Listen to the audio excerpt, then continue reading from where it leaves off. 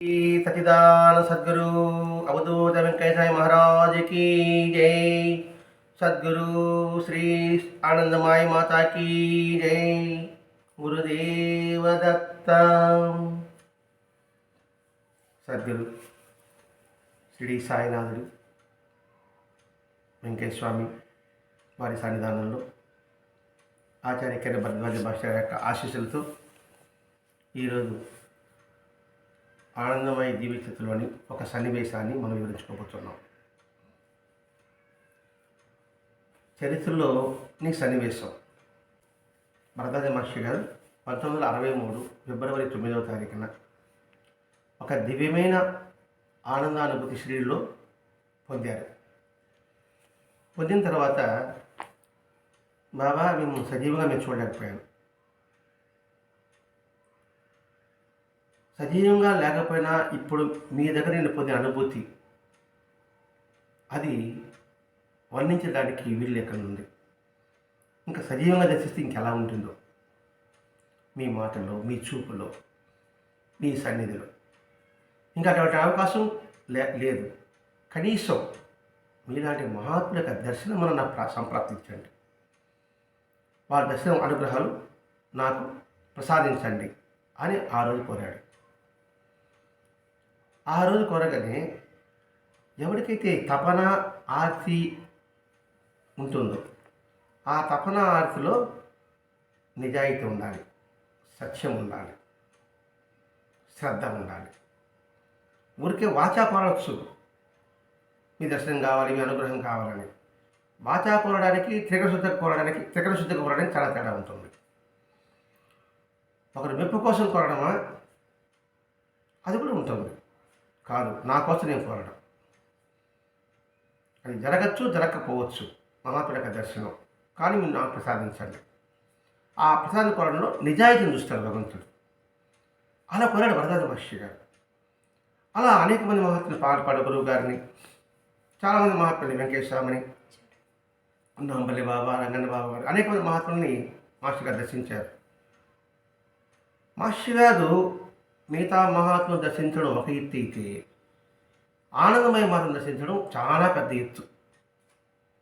ఆనందమయ మాతను దర్శించడంలో మాస్టర్ గారు పడ్డ కష్టాలు కానీ చూస్తే కళ్ళు చెమర్చిన వారంటూ ఉండరు, కడుపు తరుక్కుపోయిన వారు అట్లా ఉండరు. అంటే ఎంతగా నిశ్చలంతో, ఎంతగా శ్రద్ధతో అమ్మను దర్శించాలి, అమ్మ అనుగ్రహం పొందాలి, ఎంతటి కష్టం వచ్చినా, ఎంతటి నష్టం వచ్చినా, ఎంతటి కన్నీళ్ళు వచ్చినా, శరీరానికి ఎంత బాధలు వచ్చినా నాకు కావాల్సింది అమ్మ అనుగ్రహం, అమ్మ ఆశీర్వచనం. వాటి కోసం ఇంకా భరద్వాజ మహర్షి పడ్డ ఆ తపన ఆర్తి మనం ఇప్పుడు వివరించుకోబోతున్నాం. ఎంతగా ఉండిందో, ఎంత హృదయపూర్వకంగా ఉండిందో. అంటే ఎట్టైనా సరే ఆమె అనుగ్రహం సంపూర్ణంగా పొందాలి అని పట్టుదలగా ఉన్నారు. ఇవన్నీ చూస్తే ఆయన పట్టుదలలో కనీసం వీసమంటూ, అంటే ఒక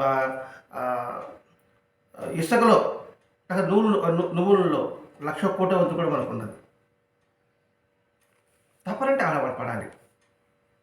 అంటే పంజరంలో పడిన చిలక తప్పించుకోవాలని ఏ విధంగా అయితే ప్రయత్నం చేస్తుందో, గిరగలా కొట్టుకుంటుందో, ఎక్కడ అవకాశం ఉంటుంది అక్కడ బయటపడాల్సి వస్తుందో, ఆ విధంగా ఉంటుంది మాస్టర్ గారి మనస్సు.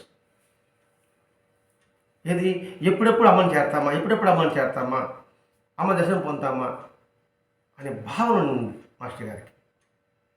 మాస్టర్ గారు మొట్టమొదట ఉద్యోగం ఒంగోలు చేశారు, ఆ తర్వాత హైదరాబాద్లో చేశారు, ఆ తర్వాత బాపట్లలో చేశారు లెక్చరర్గా చేసి. బాపట్లకి జిల్లేలమూడికి చాలా దగ్గర, ఒక 12 కిలోమీటర్లు ఉంటుంది.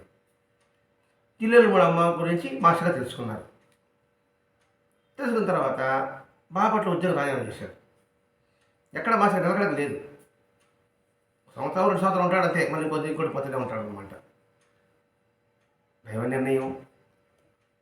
ఎందుకంటే ఒంగోలులో ఉంటే ఒక సంఘటన, హైదరాబాద్లో ఉంటే ఐఏఎస్ పాస్ అవ్వడం, బాపట్లో వస్తే అమ్మగా జిల్లాలో ఉండడం ఆశ్రమం, ఈ కారణాలు ఉంటాయి. మనకి పైకి అలా కనిపించదు, మన ఏముంటాయి నిలకలేని ఇప్పుడు ఆడ ఉద్యోగం ఇచ్చినప్పుడు ఇంతే అని సూడిపట్టు పడుతుంది అంటారు. మాస్టర్ వాటికే జంకడు. తన గమ్యం ఏదో, తన లక్ష్యం ఏదో దాని వైపే మనసు వెళ్తుంది మాస్టర్ గారికి. అలా బాపట్ల ఉద్యోగం తర్వాత ప్రజెంట్ చేసి జిల్లా ఆశ్రమంలో ఉన్నాడు. అక్కడ అంటే అక్కడ ప్రెస్ పనులు, అంటే మాతృశ్రీ మ్యాగజైన్స్ వస్తాయి, ఇంగ్లీషు తెలుగు అన్నీ వస్తాయి, కొన్ని బుక్స్ అవన్నీ మాస్టర్ గారు రాసేవారు జిల్లా అమ్మ సన్నిధిలో. కానీ గదిలో బాపడం పెట్టుకున్నాడు, బాబాయ్ గురించాడు. ఎందుకంటే మూలం మర్చిపోకూడదు కదా, ఎప్పుడు కూడా మూలం మర్చిపోకూడదు. అనేక మంది దర్శించండి కాదండి ఎవరు, కానీ ఆ దర్శనానికి కారకుడు ఎవడు వాడిని మర్చిపోకూడదు. మనం ప్లేట్ ఫ్రై ఇస్తాం, ఆయన పక్కన పెట్టి ఇంకోటి పెట్టుకో, ఆయన కూడా ఇంకోటి పెట్టుకుంటూ పోతూనే ఉంటాం మనం. అలా గదిలో కూర్చొని మాస్టర్ గారు బాబా ఫోటో పెట్టుకొని, బాబా నాకు మహాత్మ దర్శనం ఇప్పించు అని పట్టణంలో ప్రార్థించాడు. ఇంకా వేరే మాత్రం ఇంకా మహాత్మ నాకు దర్శనం కావాలి. ఒక గురువారం ఉన్నాడు, అలా పూజ చేసుకుంటున్నప్పుడు ఆ పూజ చెప్పాడు, బయట వచ్చాడు. మనకి పటము, మనకి విగ్రహం, ఆయన మాట్లాడుతుంటుంది. అందుకే ప్రార్థన అంటే ఎలా ఉంటాడంటే ఫేస్ టు ఫేస్ మాట్లాడేది అదే ప్రార్థన అట. ఒక మహాత్ముడు చెప్పింది. ఆయన వింటున్నాడా అని కాదు, ఆయన ఎదురు కూర్చున్నాడు, మన మాట వింటున్నాడు, మనసారి చూస్తున్నాడు. అట్లా ఉండేది మాస్టర్ గారి ప్రార్థన. అలాగే చేయమని చెప్పేవాడు ఇక్కడ. అలా ప్రార్థన బయట వస్తానే ఒక కుమారస్వామి అనే భక్తులు ఆడ కలిసి, నేను ఆనందమయ మాత తరచుగా దర్శిస్తుంటాను, ఆయన దర్శనం చాలా బాగుంటుంది, చాలా మనశ్శాంతి కలుగుతుంది, నువ్వు కూడా ఒకసారి దర్శించు. ఆడేమో బాబాని కోరాడు, వీడేమో బాబా పలికాడు. చూడమని అంటే అందరిలో బాబాని చూస్తాడు మాస్టర్ గారు. అది పూజ బయట వస్తానే ఆ వ్యక్తికి వెళ్ళి ఆనందాన్ని దర్శించు అంటే అది సందేశం ఏమన్నా కదా. అంటే బాబా చెప్తున్నాడు, రే నువ్వు ఆనందాన్ని దర్శించు అని.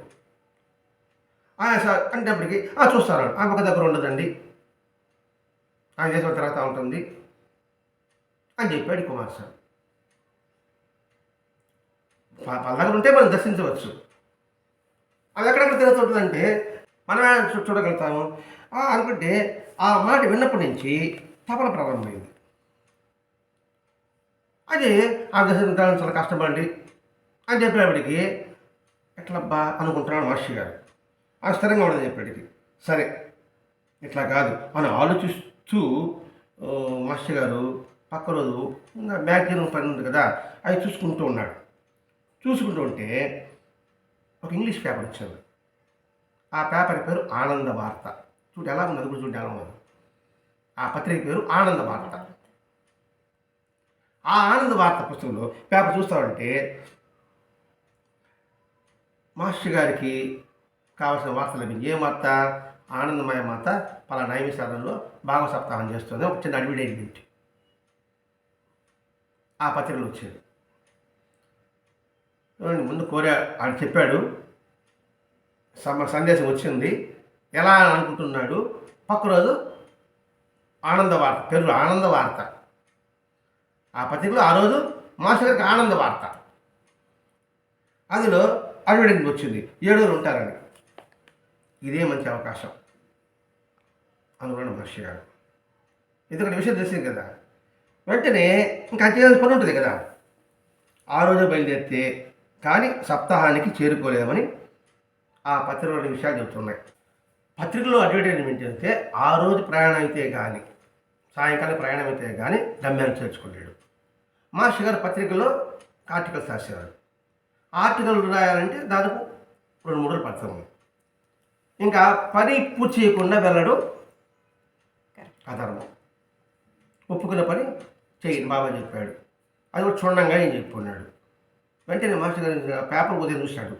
వెంటనే 2 రోజులు రాసిన ఆర్టికల్స్ చూసి చకచక రాసి పడేశాడు. అంటే పత్రిక వచ్చేవాళ్ళు కదా, రేపటి ఈయన ఉన్నాడు కదా. అది పూర్తి అయ్యేప్పటికి సాయంకాలం 6 అయింది. అంతే గబగబా ఒక సంచిలో ఒక దుప్పటి 2 గుడ్డలు సర్దుకునేసి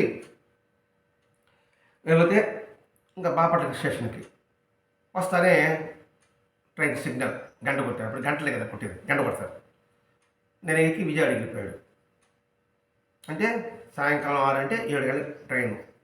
విజయవాడ అంటే రాత్రి 9, ఒక 9 అది వేసుకోండి నైట్ ప్రయాణం. అయిన తర్వాత నైమిషాలు ఎక్కడ పోవాలా, ఎక్కడో తెలియదు. ఏ ట్రైన్ ఎక్కాలా, ముందుగా అయితే ట్రైన్ రిస్కు ఎక్కుతాము. విజయవాడ పోయి మనకి రేషన్ పోవాలంటే ఎక్కడ ఏ ట్రైన్ ఎక్కాలి అంటే లక్నో పోయే ట్రైన్ ఎక్కువ. ఆ మార్గంలో నైమిషారణ్యం ఉంది. ఇప్పుడు కదండి గూగుల్లో చూసుకుంటా పోతున్నాము. అప్పుడు ఏం చేస్తుంది, నైమిషారణ్యము ఎక్కడో లక్నోలో ఉంటుంది, ఎక్కడ ఉంటుందో ఇంకెక్కడ మనం విచారించుకోవాలి కదా.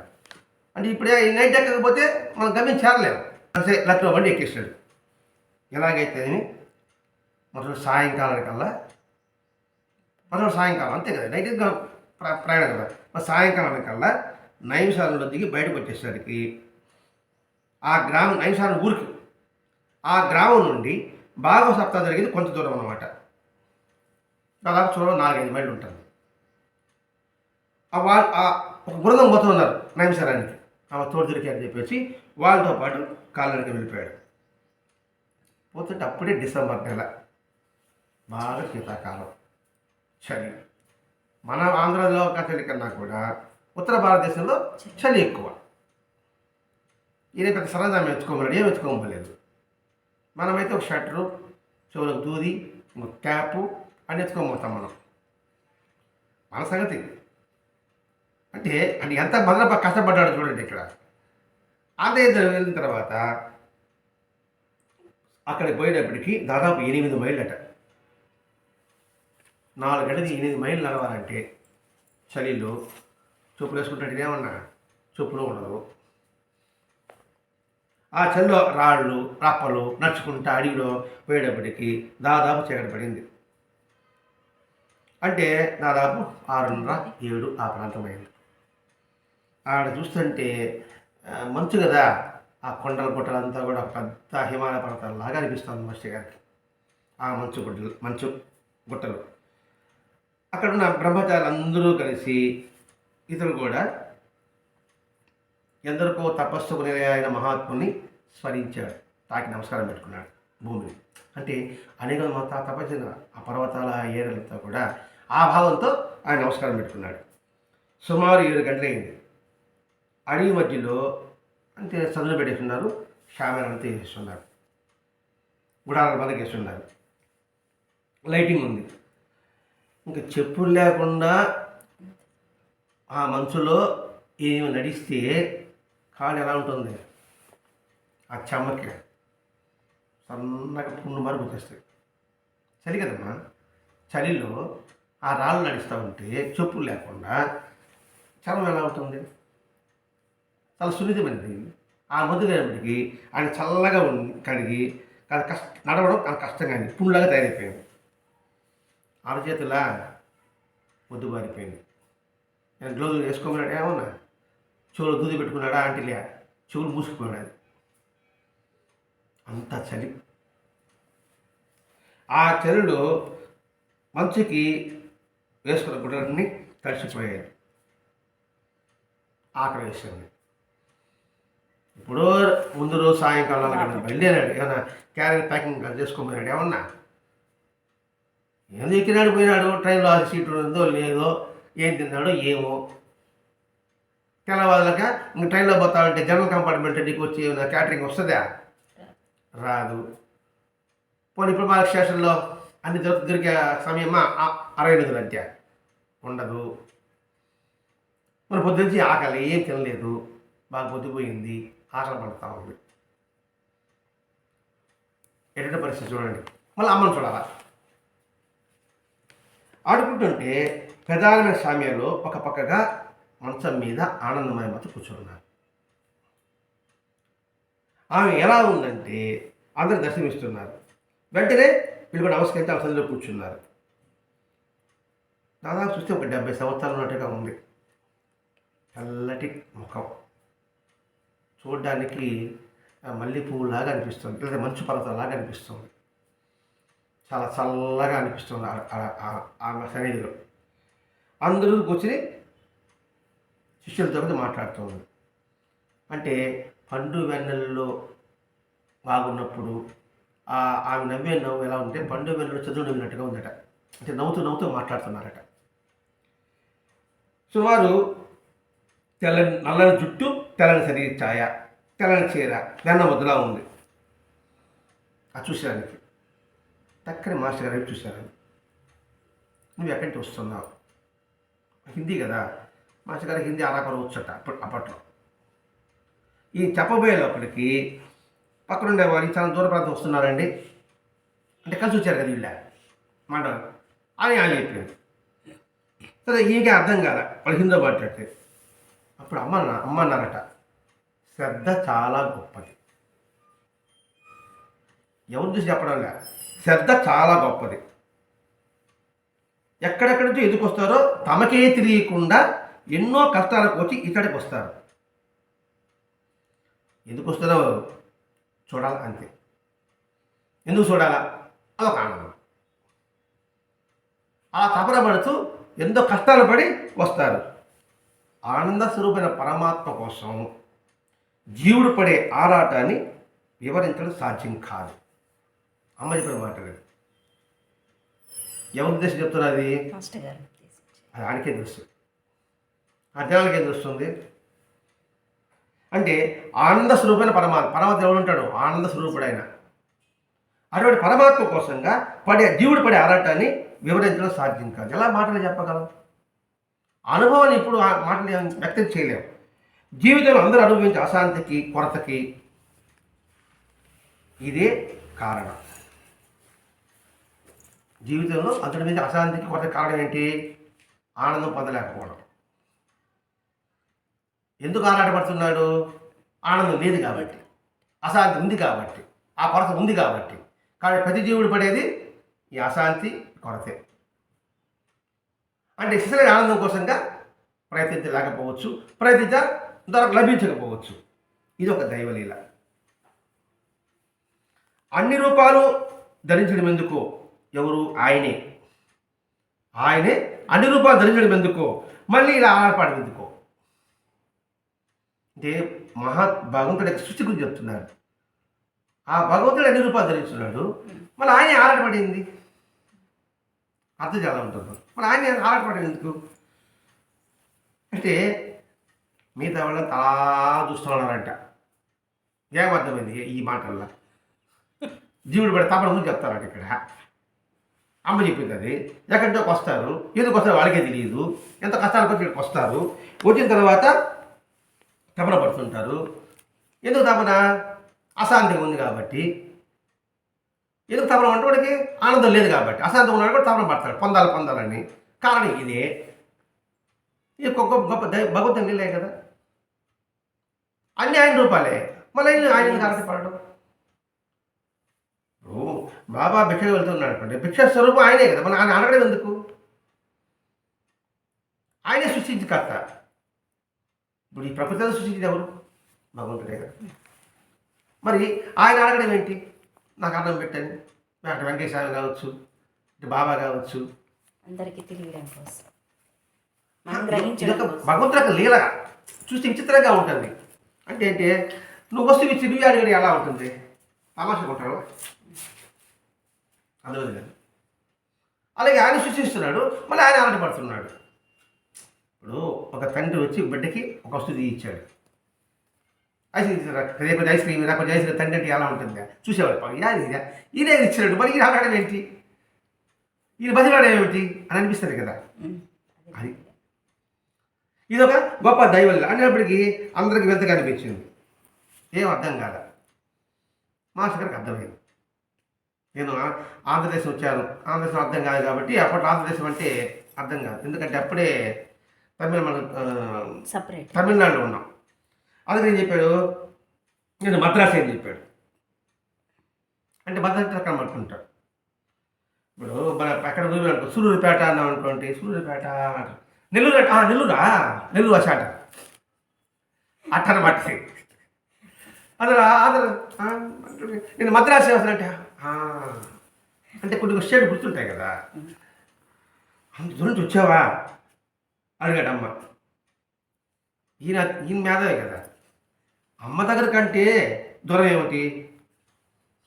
ఒడిలోకి చేరడమే ధన్యత. ఇవన్నీ మనకు వస్తుంది. అది వచ్చావంటే అవునమ్మా అంటాం. నేను అది చెప్పండి చూడు. మరి అమ్మ దగ్గర దూరం ఏంటి అసలు? దూరం దగ్గరే, అమ్మ దగ్గర వస్తుంది, దూరం దగ్గరే ఉంటుంది అడుగునా. చూడండి ఎంత మేధాశక్తి మాట. అందుకే మాస్టర్ గారు ఏం విశ్లేషించి భలే మాట్లాడతారండి. యోగి భూములు కూడా దాన్నే ఋతుమర ప్రజ్ఞానం కూడా అంటారట. అంటే సందర్భానుసారంగా మాట్లాడడం, ఎవరి సందేహాలకు సరైన సమాధానం ఇవ్వడం, ఇవన్నీ మాస్టర్ గారి లక్షణాలు అండి. వాళ్ళు కూర్చున్నారు, వాళ్ళే సందేహం చెప్పరు, కానీ మాకు సమాధానం చెప్తూ ఉంటాడు, వాళ్ళ సమస్యలు తీరుస్తూ ఉంటాడు. ఇది ఋతుమర ప్రజ్ఞాన్ని ఏదో అంటారట.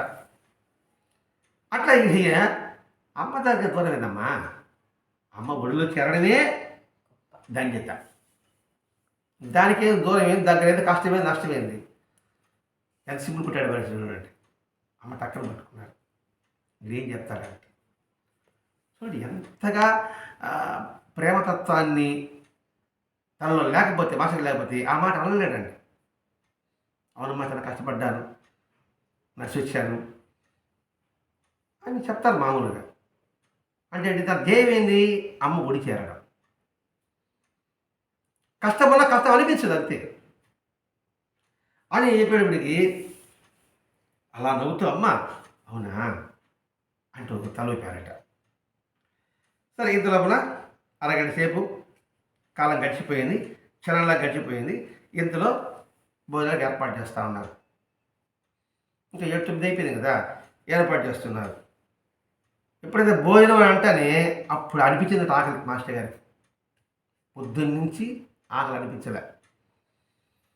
దర్శనం అయితేనే భోజనం ఏర్పాటు చేస్తేనే ఆకలిస్తుంది. అంతవరకు మైమర్చున్నాడు, తన్మయత్వంలో ఉన్నాడు, ఆనందాన్ని పొందుతూ ఉన్నాడు. అంటే ఏ స్థితిలో ఉన్నాడు మాస్టర్ గారు? మనకి ఇష్టమైన పరిస్థితిలో ఉంటే ఆకలి దప్పులు ఉండదు అని ఎలా అంటుందో ఆ స్థితిలో మాస్టర్ గారు ఉన్నారు. ఎప్పుడైతే ఆకలి పెడితేనే భక్తులందరూ తొప్పటిలో లేచాడు. నేను భోజనం పెడతారు కదా, నాకు భోజనం తగిన వసతి అని ఆలోచన మొదలైంది. అందరూ వాళ్ళు ఏర్పాటు చేసుకుంటున్నారు, బ్యాగులు పెట్టుకుని పెట్టుకుంటున్నారు. మాస్టర్ గారు ఒక అని చెప్పి అయ్యా నా భోజనం ఎక్కడ, నా వసతి ఎక్కడ అని అడుగుతున్నాడు. అందరూ వాళ్ళు అంటే గుడారం వేస్తారండి, రూమ్ కాదు, ఒక్కరు గుడారం. అంటే మనం పాలపాడగూరు గారి దగ్గరికి సమ్మేళనకి వెళ్ళినప్పుడు, పాలపాడగూరు సమ్మేళనకి వెళ్ళాం నర్సీపట్నం. వెళ్ళినప్పుడు గదులు కాదు, అక్కడ పెద్ద హాల్ ఉంటే ఇటు ఒక తెర కట్టేసేది. సూళ్ళూరుపేట వాళ్ళకి ఇది, నెల్లూరు వాళ్ళకి ఇది, ఇది గచ్చుమారు ఉంటుంది అన్నమాట. వరండానే, హాల్ కూడా కాదు అది, వరండాలోనే. ఇటు బట్టి ఇది సూళ్ళూరుపేట వాళ్ళకి, ఇది నెల్లూరు వాళ్ళకి, ఇది ఒంగోలు వాళ్ళకి. ఆ తెర ఒకటే అడ్డాం. అట్లా అక్కడ గుడాలు వేసారు. మాస్టర్ గారు నేను ఎక్కడ ఉండాలన్నారు. అంటేనే ఒకటి ఎగాదగా చూశాడు. అది నువ్వు ఎక్కడి చూసావు అన్నాడు మాస్టర్ గారు. అసలు నువ్వు ఎక్కడ చూసావు అన్నాడు.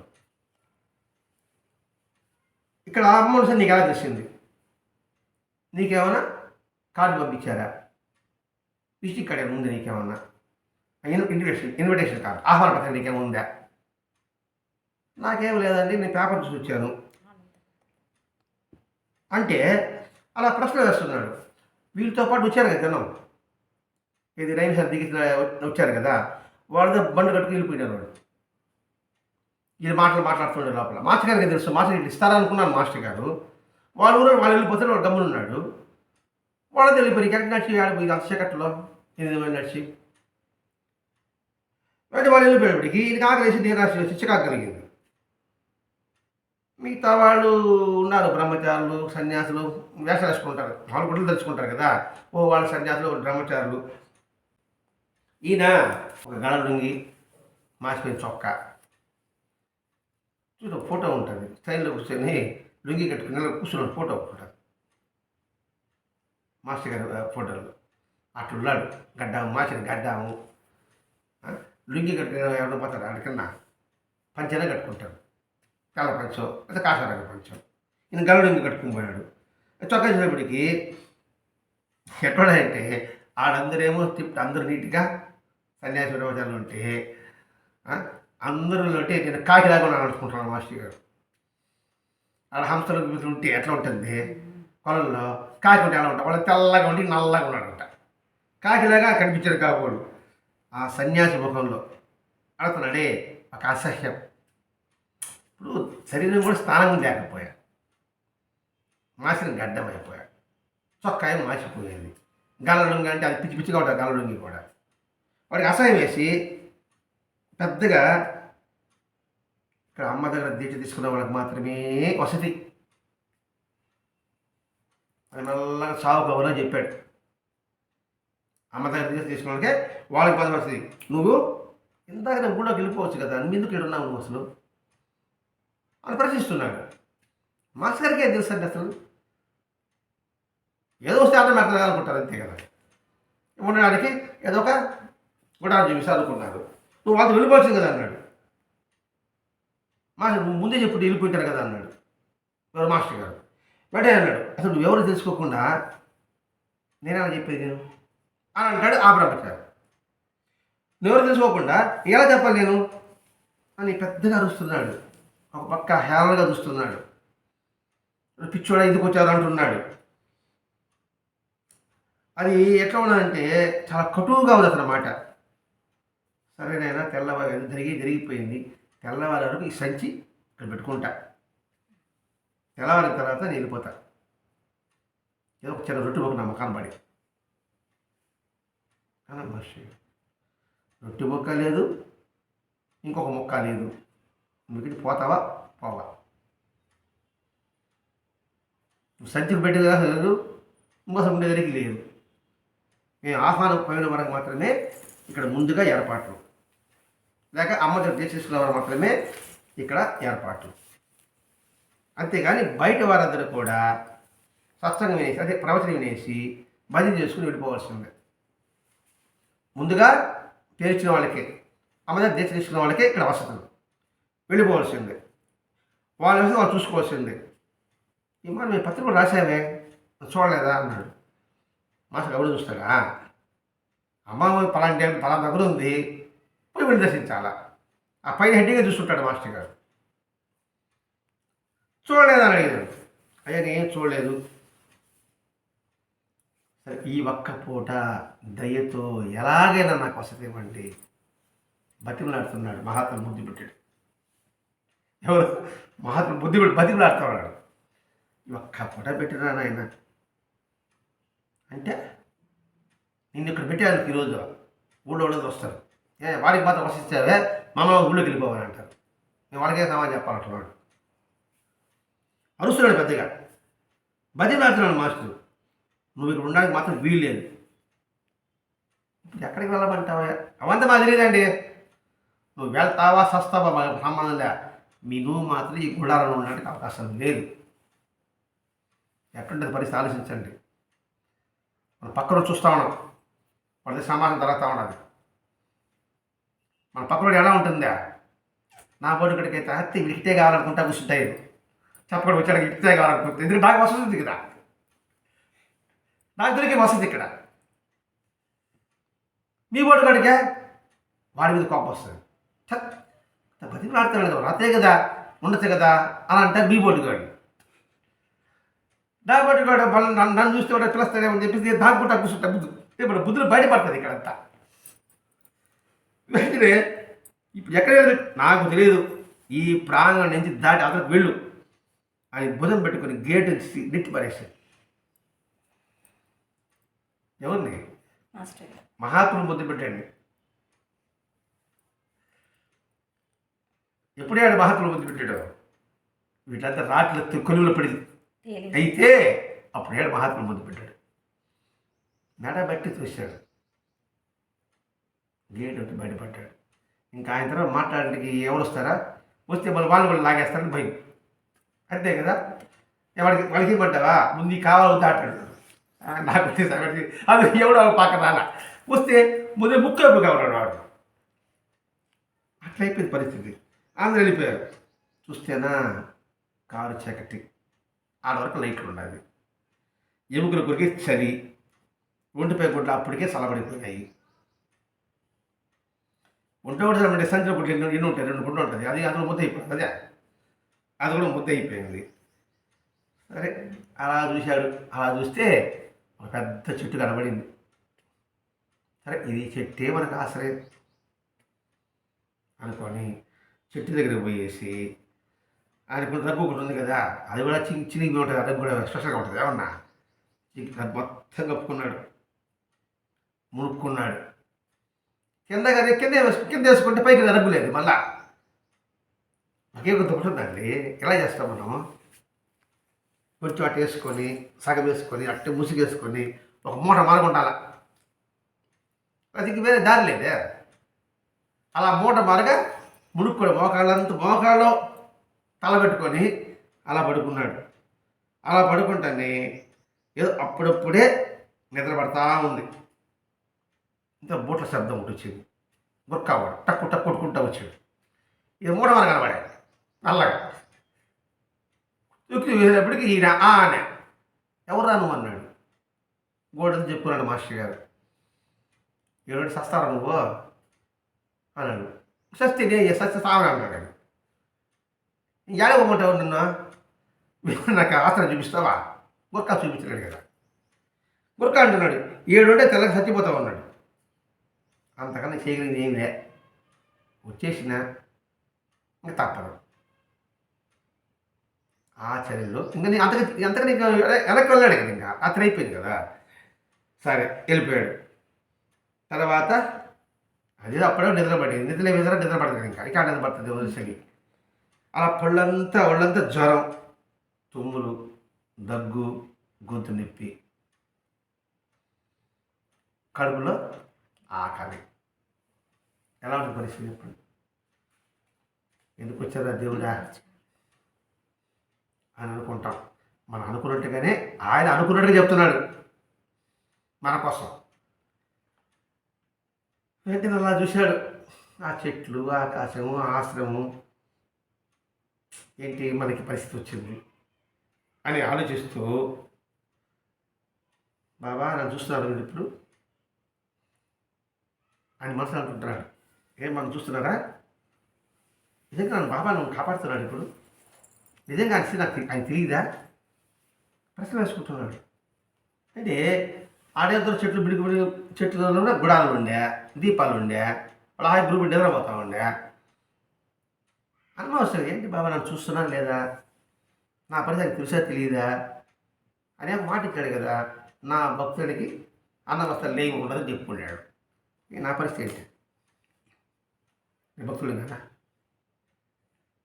అంటే మనకు వచ్చే ఆలోచన మాసగా చెప్తున్నాడు ఇక్కడ. ఆయనకు వచ్చే ఆలోచన ఉండవాలండి, ఆయన బయటపడతాడు అనుకోండి. ఎందుకంటే సాధకుడు ఇప్పుడు నిజమైన సాధకుడు కూడా, మహాత్ముడు ఇప్పుడు సాధకుడుగానే ఉంటాడు. నిజమైన మహాత్ముడు ఇప్పుడు కూడా మామూలు సాధకుడిగానే ఉంటాడు. దాని ఉదాహరణ రమణ మహర్షి. ఒక రమణ మహర్షి దర్శించిన పోయాడంట. ఆశ్రమం అడిగినటువంటి సింహాన్ని కూర్చొని ఉంటాడు కావాలన్నా, ఏసేసుకుని పక్క కూర్చొని ఉంటాడు కావాలి అనుకున్నాడు. ఆ వచ్చినోడు ఆడేమో గద్దె కనబడకపోయా. ఎవరు ఆడుకుంటాడంటే ఆడుకొస్తే గడ్డి బిరక్క కూర్చున్నాడు, గోజుగుడు పెట్టుకోడు. ఆయన రమణ మహర్షి అన్నాడు. పోయి ఆయన అడిగాడు, నిలబడి ఫ్రెండ్స్ ఏం కాదు అది చూడాలి, నేను ఆయన అన్నాడు. అది నిజమైన మహాత్ముడి యొక్క లక్ష్యం. ఇక్కడ మాస్టర్ గారి పరిస్థితి ఎలా ఉందంటే, ఒక పక్క ఆకలి, ఒక పక్క చలి, ఒక పక్క బాబాని ఏంటి బాబా అనవసరం ఉండని చెప్పావే, నీ మాట ఏమైంది? నువ్వు అందరి హృదయాంతరవర్తి ఉన్నావు కదా, మరి అందరి హృదయాంతరం ఎందుకు నెట్టేసావు? అందరి హృదయం నువ్వు ఉంటావని చెప్పావు, మరి నన్ను ఎందుకు నెట్టేసావా? అంటే నువ్వు కఠినాత్ముడు నువ్వా అని మాస్టర్ గారు ఉక్రోషం బయటపెడుతున్నాడు ఇక్కడ. మరి మీ శక్తి వాళ్ళని మనసు కరిగించలేకపోయిందా? వాళ్ళు కూడా మీరు ఉంటావు కదా, అంతటా నువ్వే ఉన్నా అంటివి, మీ శక్తులు అదే ఉండే. నేను నీలో ఉన్నాను, నాలో ఉన్నా అంటివి, అన్నశక్తి నేనంటివి, సర్వవ్యాపకత్వం వంటివి, హృదయాంతరవర్తి వంటివి. మరి మీ హృదయాంతరం ఉంటే, వారి హృదయంలో ఉంటే నన్ను ఎందుకు గట్టేశావు, నా మీద నీకు ఎందుకు మనసు కరగలేదు అని ఇలా ఆలోచనలు చెలరాగుతూ ఉన్నాయి. వెంటనే బాబా మీద కోపం వచ్చింది. ఎంతకు సహిస్తాడు అంటే శుద్ధంగా పెడతాడంటే బాబా దేవుడు ఒక్క కొరత జరుగుతుంది. బాబు నా బొడ్డ ఏది ఉంటుంది, ఒక్కటే కొరత ఉంటుంది మనకి, ఇటు అన్ని కొరత ఏది. మరి ఇది కోపం రాదా? కోపం నడుస్తున్నాడు మన కోసం అంతే. కోపం వచ్చింది. మరుక్షణమే అరేమో షిరిడీకి వెళ్ళాం కదా, అది అనుభూతి పొందాను కదా, ఇచ్చింది ఎవరు ఆయనే కదా. తర్వాత ఆయన మహాత్ముని దర్శనం చేశాడు కదా, మరి ఆయనే కదా. మరి చూడు మన పాజిటివ్కి వస్తున్నాడు. ముందేమో తిట్టేశాడు, ఆలోచించాడు, ఈ ఒక్క రాత్రి లేకపోతే ఎందుకు మనం ఆయన తిట్టాము అని ఆలోచన వస్తే సరైన మార్గంలో పోయినట్టు. ఇచ్చిందంతా పోయింది. ఇప్పుడు ఏం ఇచ్చావా, చస్తావా? ఇంతకాలం పోషించింది ఏమైంది? ఇంతకాలం మన సర్వాలను పెట్టినంత ఏమైంది? ఇంతకాలం మన కంటి క్రమంలో కాపాడే అవంతి ఏమైంది? ఒకసారి ఫ్లాష్ బ్యాక్ వెళ్దాం. గత జీవితంలో మనం ఎలా ఉన్నాం, బాగా పరిచిన తర్వాత ఎంత మెరుగ్గా అయినాం. ఇప్పుడు ఏదో కాస్త తుమ్ము వచ్చేటప్పటికి, దగ్గు వచ్చేటప్పటికి నా బుడ్డ అంటావా అని మళ్ళీ మాస్టర్ రివర్స్కి వచ్చి ఆలోచిస్తున్నాడు. అంటే అడుగడుగున నా జీవితంలో ఎన్ని మంచి పనులు జరిగాయి నాకు అని మాస్టర్ గారు అనుకుంటూ ఒకడు గుర్తు చేసుకుంటున్నాడు. నా అంతరంగాన్ని చక్కగా సంస్కరింపడ్డారు కదా, మీరు సంస్కరించారు కదా, ఎలా మలుస్తూ వచ్చారు కదా. 63, 68 5 సంవత్సరాల్లో 5 సంవత్సరాల్లో నన్ను ఎంతగా సంస్కరింపబడ్డాను, ఎలా నేను రక్షింపబడ్డాను, అవన్నీ జ్ఞాపకం వచ్చిందట. అంటే జ్ఞాపకం చేసుకోవాలి అని అర్థం అండి. ఇక్కడ కష్టం వస్తానే మనకి ఎందుకు చేసే సహాయం అంతా మర్చిపోతాట. అంటే అది ఏమవుతుంది, అది ఏరు దాటిందా తెప్ప తగలేదు లక్క అయిపోతుంది. ఏరు దాటిందా తెప్ప తగలేసేది, నేను దాటేసినా ఇంకెవరు దాడు తెప్ప తగలబడేసింది. అట్లా పరిస్థితి. నా పని అయిపోయింది, తోలేడిపోయినా. మన కష్టం వస్తే మనం తలుచుకోలేదనా. అంతేనండి, మనకు కష్టం వచ్చినప్పుడు ఇంతకు మనకి ఇన్ని లాభాలు ఇచ్చి ఉంటాడు ఆయన. ఇది ఇచ్చాడంటే ఏదో ప్రయోజనం ఒకటి ఉంటుంది, అది తట్టుకు నిలబడాలి కదా. మరి అంత సహనం కోల్పోయినప్పుడు ఇంకేది మనం ఆయన ఆరాధించినట్టు, ఆయన ఎప్పుడు గుర్తుపెట్టుకున్నట్టు. పరీక్ష పెట్టినప్పుడే తెలుస్తుందా మన సత్తా అయిందా. అంతరం మహాభక్తులు మనం నా మించి నన్ను మించి భక్తులు అనుకుంటాను నేను. కష్టం వచ్చినప్పుడు కదా గడగడగడ బడబడ ముందు కాచేది ఆడ. ఎందుకు కరాలా అని ఆలోచన వెంటనే ఒక సూక్తి జ్ఞాపకం వచ్చింది. ఏమిటి, ఒకరు ఉపవాసం తట్టుకోలేవా, నేను కేవలం 12 సంవత్సరాలు వ్యాపారం గడిపాను అంటాడు ఒక భక్తుడితో. అది గుర్తించిందండి మాస్టర్ గారు. 12 సంవత్సరాలు నువ్వు ఒక్క పూటకే తనకలాడుతూ ఉండవు, ఆయన జీవించాలి, అది గుర్తొచ్చిందట. ఎలా ఉందంటే నాతోనే అన్నట్లుగా అనిపించిందట. ఆ దివివాణి అలా చెవులో గుని అనిందనమాట. ముందు మాస్టర్ బాబా తిట్టాడు కదా, ఏంటి నా సంగతి చూడదు, నీ శక్తి ఏమైంది, నీ యుక్తి ఏమైంది అని అడిగితే. ఆ తర్వాత మళ్ళీ పాజిటివ్కి వచ్చాడు. వచ్చిన తర్వాత అప్పుడు వచ్చింది, ముందు రాలే, ఇది ముందు గుర్తురాలే, తిట్టాడు గుర్తురాలే. తర్వాత మరణం చేసుకునేటప్పుడు ఇప్పుడు మనసు ఎప్పుడు శాంతపడిందో అప్పుడు వచ్చింది గుర్తు. కోపంలో ఉన్నప్పుడు ఏం చెప్పినా మనం వినాం, శాంతంగా ఉన్నప్పుడు ఎలా అయితే ఉంటామో అతని పాటికి కోపంలో ఏం మాట్లాడిందో మనకే తెలియదు కదా. అట్టా మాట్లాడేశాడు. తర్వాత ఆలోచించాడు, మనం మాట్లాడి తప్పు, సహాయం మర్చిపోయాం కదా అన్నప్పుడు అప్పుడు బాబా సొత్తు గుర్తొచ్చింది. వెంటనే ఆకలి నీరసం అదృశ్యమయ్యాయి. ఎప్పుడైతే మనసు శాంతపడిందో, ఎప్పుడైతే ఆయన గుర్తొచ్చాడో, ఎప్పుడైతే ఆయన సూక్తి గుర్తొచ్చిందో, ఇంకా ఆకలి లేదు, నీరసము లేదు, ఇంకా ఆయన చింతలోనే ఉంది. భగవంత్ సృష్టిలో ఎల్లప్పుడూ అలా ఆరుబడ్డ చెట్టు కింద తలదాచుకునే ప్రాణులు ఎన్నో ఉన్నాయని, అన్ని సంవత్సరాల జీవితంలో కేవలం ఒక్క రాత్రి అలా ఉండవలసి వచ్చినందుకు అంతగా బాధపడిపోతున్నా నేను నిజంగా ఆమె దర్శనానికి వచ్చానా, లేకపోతే ఏసీ రూముల కోసం వచ్చానా అని వాళ్ళ ప్రశ్నించుకుంటారు. ఆ దర్శనం కోసం వచ్చానా, లేక శారీరక మానసిక సుఖం కోసం వచ్చానా, నాకు అర్థం కాలేదండి. ఇది గుర్తుపెట్టుకుంటే ఎక్కడికైనా వసతి లేనప్పుడు ఆ, ఇదేం వసతి రా నాయనా, ఆయన పడి వసతికి ఇది ఏముంది ఆడకు పడుకుంటాము అని అనిపిస్తుంది. ఇంత నన్ను పిలిచారే ఏదో వసతి అంటాం అనేవాళ్ళే కదా మనం అనుకుని ఉండడానికి. ఒక్క పూట ఎన్ని ప్రాణాలు ఉన్నాయి ఆరు బయట. నీకు ఒక్క పూట ఇంత హ్యాపీగా వయసులో పడుకున్నావు కదా, ఇప్పుడు ఇది వచ్చావు, ఒక పూట నీకు లేదు, దానికి తట్టుకోలేవా అని ప్రశ్నిస్తుగా ఉన్నట. నేను ఆయన అనుగ్రహం కోసం అయితే సుఖం సుఖం కోసం ఇంటికాడ చేసుకోవచ్చు, మన సుఖం ఎందుకు అంటూ అనుకుంటూ నాకున్న ప్రేమ సాయి మీదన లేక సాయి నాకు లభించే వసతుల కోసమా? నేను పూజించేది ఆయన కోసం పూజిస్తున్నానా అంటే వసతుల కోసం పూజిస్తున్నానా? అంటే నువ్వు ఇస్తావు కాబట్టి నేను ధనం పెడతానా అంటే నాకు దేని మీద ప్రేమ ఉంది? అని ఇచ్చేదాని మీద ఉంది. నిష్ఠావరం కించేత్తేనే అలవరుచుకోకపోతే నిజంగా అన్వేషణేనా? చూడు బాగా ఎలా ప్రశ్నించుకుంటాడు. నిష్ఠాసబూరి కించేత్తేనే అలవాటు చేసుకోకపోతే నేను అన్వేషణ ఎలా అవుతాను? కానప్పుడు ఈ దూరం ఎందుకు వచ్చినట్లు?